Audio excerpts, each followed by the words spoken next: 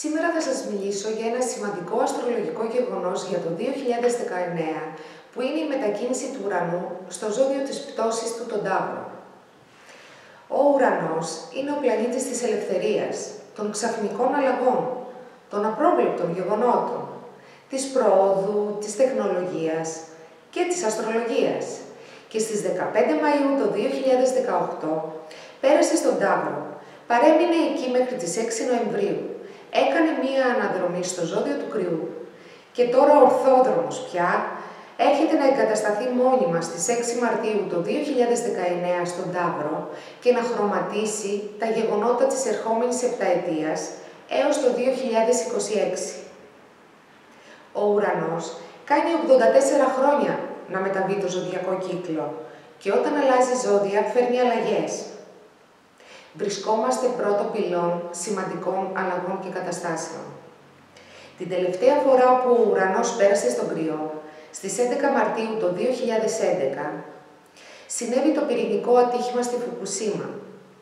Δεν θέλω να σας ανησυχήσω, γιατί οι αλλαγές ζωδίων του ουρανού δεν είναι πάντα κακές, απλά να σας ενημερώσω για το μέγεθος της διέλευσης. Μια άλλη σημαντική μετακίνηση του ουρανού ήταν όταν βρέθηκε στο ζώδιο του Ταύρου, το 1935 έως το 1942 και συνδέθηκε με επιζήμιες οικονομικές αλλαγές και τον εξαναγκασμό δικτατορικών καθεστώτων, που είχαν σαν αποτέλεσμα τον Δεύτερο Παγκόσμιο Πόλεμο. Ο φιλελεύθερος και επαναστάτης ουρανός δεν τα πάει καλά με τον Ταύρο, λόγω της σταθερότητας και απροθυμίας του συγκεκριμένου ζωδίου να προσαρμοστεί σε καινούργια δεδομένα. Ενώ ο ουρανός χαρακτηρίζεται από το απρόοπτο, το ξαφνικό, το απρόβλεπτο, το σοκ, τον ευνηδιασμό, την εκκεντρικότητα, την εξέλιξη, ο Ταύρος, ζώδιο της Γης, χαρακτηρίζεται από όλα όσα είναι σταθερά στη ζωή μας. Τις αξίες μας, ηθικές, υλικές, συναισθηματικές και αυτό που βασιζόμαστε. Ο Ταύρος είναι συντηρητικός και δίνει μεγάλη σημασία στο χρήμα.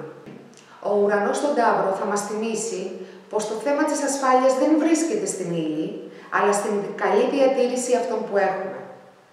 Με τον ουρανό στον Ταύρο θα χαθεί η σταθερότητα, η σιγουριά και το προβλέψιμο της ζωής μας. Δεν θα φέρει αλλαγές και χάρη της αλλαγής. Θα φέρει νέες προοπτικές εξέλιξης, αναβαθμίζοντας την αντίληψή μας για την πραγματικότητα. Ο ουρανός είναι το αντίθετο του χρόνου. Αν με τον χρόνο γνωρίζουμε τι πρόκειται να πάρουμε, με τον ουρανό δεν γνωρίζουμε ποτέ τι θα πάρουμε. Αν ο χρόνος επιβραβεύει τη σκληρή δουλειά και μας τιμωρεί όταν δεν προσπαθούμε, ο ουρανός μπορεί να μας φέρει ξαφνική τύχη και την απροσδόκητη επιτυχία, ακόμα και αν δεν την αξίζουμε. Στις αρνητικές εκπλήξεις που πιθανόν να έχουμε με τον ουρανό στο ζώδιο του Ταύρου, είναι να προκληθούν έντονες φυσικές καταστροφές, όπως σεισμοί και πλημμύρες. Ας δούμε λίγο πιο αναλυτικά τι να περιμένουμε από τη διέλευση του ουρανού στο ζώδιο του Ταύρου.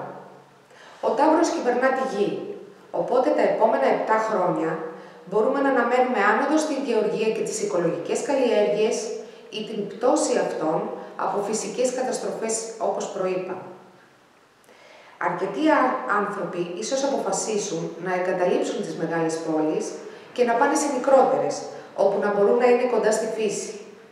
Το σίγουρο είναι ότι θα υπάρξει μια αλλαγή στη σχέση μας με τη φύση, τη γη και τα τρόφιμα. Επίσης, δεν αποκλείεται τα επόμενα χρόνια να χρησιμοποιηθούν και εναλλακτικές μορφές ενέργειας για να βελτιωθεί η ασφυκτική κατάσταση που έχει δημιουργηθεί στον πλανήτη. Αναμένεται ανάπτυξη της τεχνολογίας και πρωτοποριακές εφευρέσεις. Θα έχουμε θέματα που αφορούν την ιδιοκτησία. Πώς ορίζεται τι είναι δικό μου? Τα τελευταία χρόνια με τον ουρανό στο ζώδιο του Κρυού, είδαμε τις εταιρείες σε όλο τον κόσμο να προσπαθούν να καταγράψουν όσο το δυνατόν περισσότερα δεδομένα πελατών. Να σας θυμίσω το πρόσφατο σκάνδαλο των δεδομένων του Facebook. Τα δεδομένα είναι δικά μας. Οι εταιρείες δεν θα μπορούν να κάνουν ό,τι θέλουν με τα προσωπικά μας δεδομένα. εάν πρώτα δεν πάρουν την άδεια από εμάς. Επίσης, ο Ταύρος αντιπροσωπεύει την ομορφιά. Η έννοια της ομορφιάς εξελίσσεται και με τον ουρανό στον Ταύρο θα βιώσουμε στο πώς ορίζουμε την ομορφιά. Όμως, η μεγάλη αλλαγή με τον ουρανό στον Ταύρο θα έχει να κάνει με τα χρήματα. Αυτό αφορά τον καθένα μας ξεχωριστά, αλλά και όλο τον κόσμο στο σύνολό του. Ας μην ξεχνάμε ότι ο ουρανός είναι ο πλανήτης που σχετίστηκε με τη Γαλλική Επανάσταση, την Βιομηχανική Επανάσταση και την Αμερικανική Επανάσταση. Η διέλευση του ουρανού στον Ταύρο είναι αρνητική για την Ελλάδα, που ανήκει στο ζώδιο του υδροχόου και έχει τον ουρανό ως κυβερνήτη πλανήτη της. Τα επόμενα χρόνια ίσως να μην μπορέσουμε να αντέξουμε την πίεση και τον περιορισμό που μας επιβάλλει η Ευρωπαϊκή Ένωση και η έξοδός μας από αυτήν να είναι μονόδρομος. Η οικονομική κρίση θα φέρει διασπάσεις ενώσεων και οι ισορροπίες θα ανατραπούν. Με τον ουρανό στον Ταύρο, που είναι το ζώδιο του χρήματος και της αποταμίευσης, πρόκειται να ζήσουμε ιστορικές στιγμές και την τραπεζική και νομισματική επανάσταση. Θα επαναξετάσουμε τη σχέση μας με τα χρήματα και τον τρόπο που τα διακινούσαμε μέχρι σήμερα. Αναμένεται ανατροπή στο χρηματοπιστωτικό σύστημα, με παράλληλα νομίσματα και αλλαγή στον τρόπο που κάνουμε τις συναλλαγές μας. Πιθανότατα οι πληρωμές να γίνονται με ψηφιακό τρόπο. Όλες αυτές οι εξελίξεις αναμένονται από τις όψεις που θα σχηματίσει ο ουρανός με άλλους αγνούς πλανήτες, όπως τον Κρόνο και τον Πλούτονα. Κάτι στη ζωή μας αλλάζει. Όλοι μας θα επηρεαστούμε από αυτήν την πλανητική αλλαγή. Αλλά αυτοί που θα επηρεαστούν περισσότερο και θα πρέπει να προσέξουν είναι τα ζώδια του σταθερού σταυρού. Οι Ταύροι, οι Λέοντες, οι Σκορπιοί και οι Υδροχόοι και όσοι έχουν προσωπικούς πλανήτες. Ήλιο, Σελήνη, Ερμή, Αφροδίτη, Άρη, οροσκόπο και μεσουράγμα σε αυτά τα ζώδια. Ο ουρανός θέλει την ελευθερία και την απελευθέρωση για να ζούμε γνήσια και αληθινά. Το απρόβλεπτο προκαλεί φόβο και ανησυχία, αλλά αν πάμε με τη ροή και αγκαλιάσουμε το νέο, σύντομα θα αποκομίσουμε τα ωφέλη.